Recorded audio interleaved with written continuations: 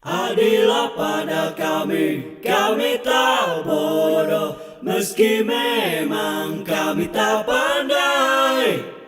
Tapi kami berjanji akan tetap mengkritik sesuai isi hati.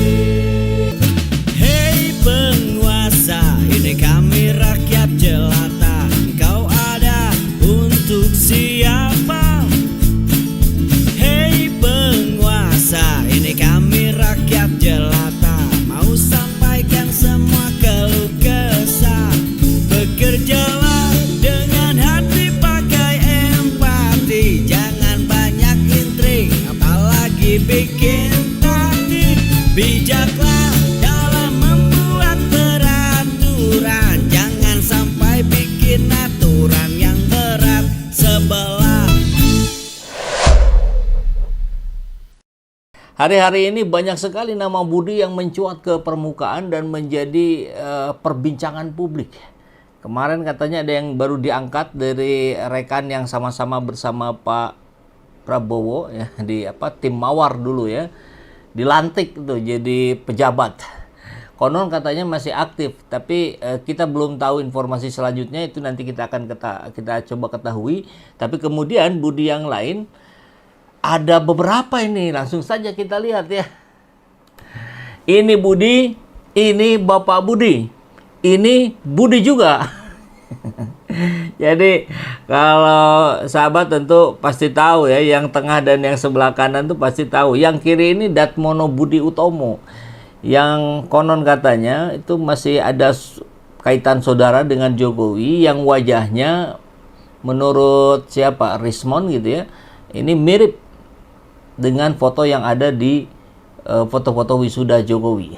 Yang tengah siapa yang nggak tahu, Budi Ari, ketua pro Jokowi, bukan pro judi online, pro Jokowi ya. Dan yang sebelah kanan ada Budi Sadikin, Menteri Kesehatan, yang terus memunculkan kontroversi-kontroversi. Ini tampaknya yang kedua dan yang ketiga ini ada persoalan dalam komunikasi ya. Jadi kita coba lihat, tentu bukan hanya komunikasi, hal-hal yang lainnya banyak, tapi dalam hal komunikasi agak mengerikan juga ini.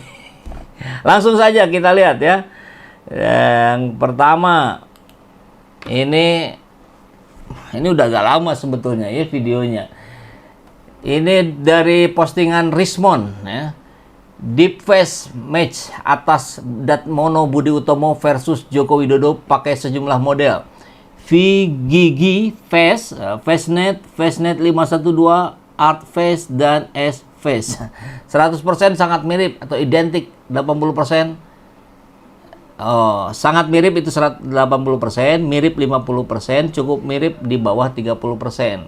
Atau 30% itu tidak mirip, wajahnya berbeda. Nah, dalam postingan ini Pak Jokowi sekarang dengan Pak Jokowi yang ada di foto ijazah itu jauh gitu ya, 30, ada yang 18% tuh ya, ada yang 40%. Tapi kalau dengan Datmono tinggi. Coba kita lihat. Nah, ini kalau yang ini tinggi ini kemiripannya. Tapi nama Datmono Budi Utomo hari ini sudah agak turun lagi, tidak menjadi perbincangan publik. Jadi mungkin ini kita abaikan. Siapa Budi yang membuat pusing Prabowo hari ini? Tentu bukan Datmono Budi yang ini ya. Kita coba lihat beritanya dari Ermo. Duo Budi. Dua Budi peninggalan Jokowi ini bikin pusing Prabowo. Coba kita simak ya. Dua menteri anggota kabinet Merah Putih. Budi, ada satu lagi Budi Gunawan ya. Menko Polkam. Jadi kalau kemarin tuh ada Budi versus Budi. Budi Ari versus Budi Gunawan. Dua anggota kabinet ini, anggota kabinet Prabowo ini menuai sorotan publik. Mereka yakni Menkes Budi Gunadi Sadikin yang kerap melontarkan pernyataan blunder sehingga membuat gaduh di publik. Berikutnya adalah Menteri Koperasi Budi Ari Setiadi yang kini terseret namanya dalam pusaran kasus judi online di tanah air. Dua menteri peninggalan rezim Jokowi ini praktis menurunkan kepercayaan publik kepada pemerintahan Prabowo. Dorongan agar Prabowo memecat kedua menteri tersebut terus bergulir dari berbagai kalangan. Menurut Direktur Eksekutif Etiko Politik Hasibullah Mulyawan, sebaiknya pemerintahan Prabowo jangan ambil resiko terkait masalah ini. Pasalnya hal ini bisa berdampak pada visi utama pencapaian Astacita menuju Indonesia Emas 2045. Kalau saya rasa perlu adanya reshuffle di kabinet Presiden Prabowo sebagai upaya untuk melakukan refreshing kabinet, terutama Menko Budi Ari. Menko Budi Ari segera reshuffle saja, ganti saja sama Wamen. Tampaknya lebih kompeten ya. Siapa? Ferry Juliantono. Dan Menkes Budi Gunadi Sadikin, menurut Iwan yang akrab disapa Iwan kepada Ermo Selasa malam. Lanjut, pengamat politik jebolan ISIP ini menyatakan Presiden harus tegas terhadap kedua menteri ini yang membuat citra kabinet kian memburuk. Presiden harus tegas apalagi apabila memang menterinya diduga terlibat dalam penyalahgunaan wewenang, membackingi judi online, serta menteri yang secara kebijaksanaan tanpa kajian menimbulkan polemik, khususnya menyangkut kualitas kesehatan di masyarakat. Tentu maksudnya ke Budi Gunadi Sadikin ya. Reshuffle ini agar tidak menurunkan kepercayaan publik pada pemerintahan Prabowo. Begitu katanya ya. Ini menurut Hasibullah. Dan kita coba lihat apa saja sih kontroversi-kontroversi yang muncul di media hari ini tentang Budi Gunadi Sadikin. Ya, postingan dari tedinvestigasi.org. Wah, checklist biru ini.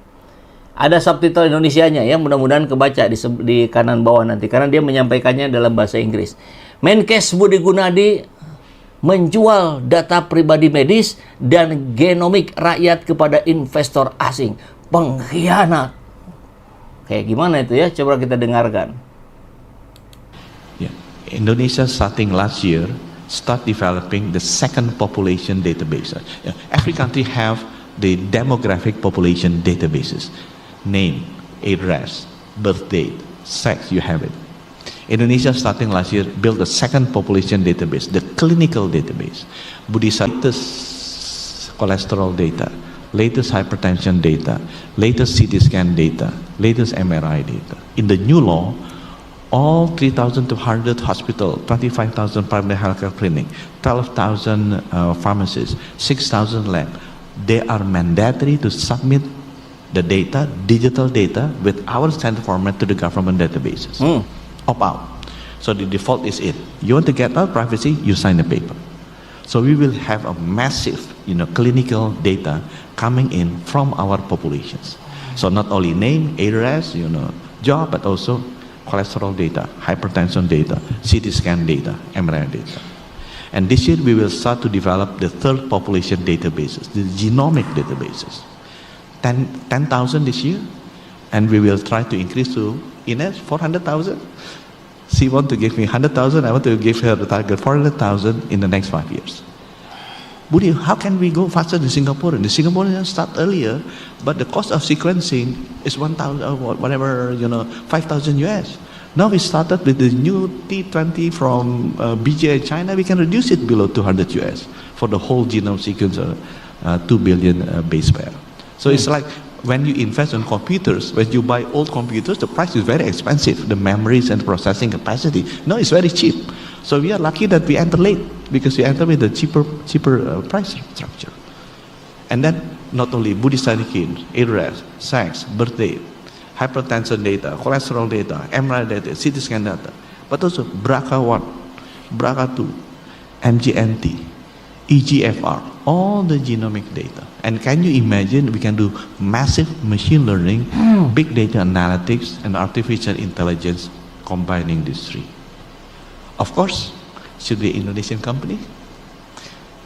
Maybe East Venture as one of the investor, and we share benefit. I'm a banker, so I know the value of data. Yeah, I know the value of data. Let's share the benefit, let's share the upside. Yeah, let's share the benefit, let's share the upside for the country. So that is two type of investment that you can do, because the government are pushing it into that directions. Mengerikan sekali. Wow, saya seorang bankir katanya. Jadi saya tahu persis berapa nilai dari sebuah data.